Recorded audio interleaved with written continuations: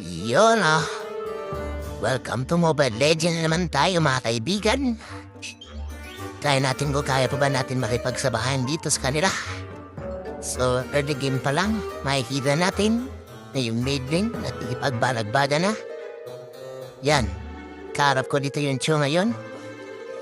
Tatry ko lang sana siyang i-contest dito. Pero pumalag ba naman? Hindi niya alam, nakapet-repay tayo. So, siya yung mabibigyan. First blood ka na yun, boy. Matulog ka muna. Dito, guys. Nagdidef na ako dito. Bigla ba naman nag-rotate yung Chu? Hindi niya alam, papunta na yung core dito. Pabibigyan siya dito, guys. Yan. Matutulog na naman to. So, dito, guys. Nag-turtle na kami dito. May epa na balmon. Gusto niya atang pitasin yung turtle dito. Hindi niya alam. Siya yung mapipitas dito. Makulit kang balmon ka. Umuwi ka naman sana sa inyo. Hindi ka pa sana mapipitas dito. Yan. Tulog ka muna. Dito guys, mapupush na sana ako. Meron pa na nakatago dito sa may damuhan. Ayun, si Chu. Inutihan tayo. Tinipitipian. Aba, ang galing. Ayan. Nag-prepare na naman tayo. Sin guys, hindi ko siya inaano. Pero ewan ko na lang bakit siya namahamatay. Ayan, babawi ng tipi. Dito guys, nag-aabang tayo sa may damuhan. Nakita natin si Layla. Bibigyan natin yan. Ayan, Layla. Uwi ka muna, Layla, ha? Yan, makukuha natin yung turtle dito, guys, kasi di ko kunin ni Balmon. Nahihirapan siya, kasi siya lang mag-isa.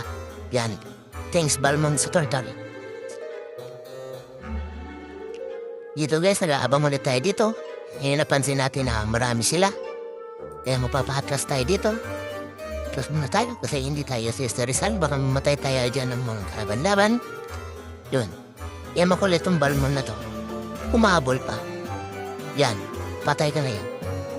Maglalord sana tayo dito guys. Yung barado na sila dito. Yun. Tayo yung napitas. Yun lang.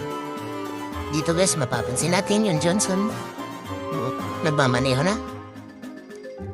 Ewan ko lang talaga kung ano nangyari dito sa Johnson na to. Lasing ata to o nakipag-break na naman to sa girlfriend niya.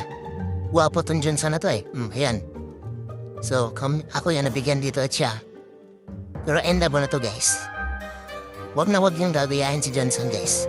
Kung lalaro na yan, meron na heartbroken. Kasi, kung hindi niya ako nakasama, siguradong talo to.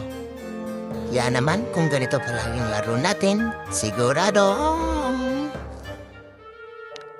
all on up victory!